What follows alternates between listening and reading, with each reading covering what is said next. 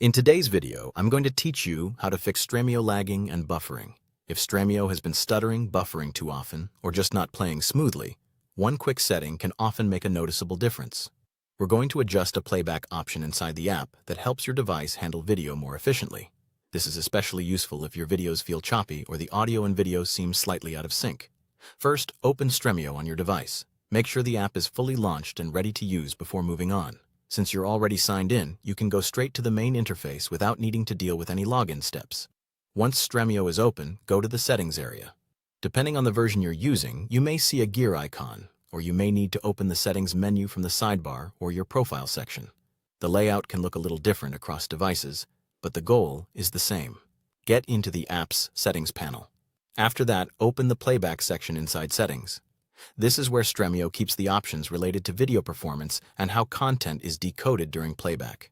If you've never changed anything here before, don't worry. This adjustment is simple and usually safe to test. Now, look for the setting called Hardware Accelerated Decoding or Hardware Acceleration. The exact wording may vary slightly, but it refers to the same idea.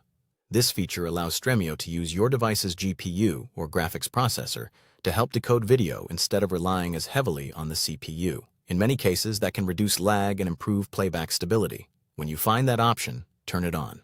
Enabling hardware acceleration can help your system process video more smoothly, especially with higher resolution streams or devices that struggle during playback.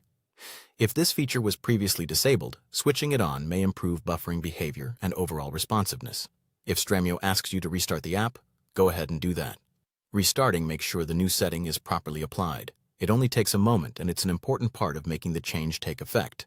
Once the app is back open, play any movie or show.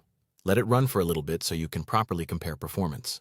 Watch for smoother playback, fewer pauses, and better audio-video sync.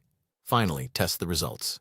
If everything is working better, then the issue was likely related to decoding performance, and this setting helped your device handle playback more efficiently.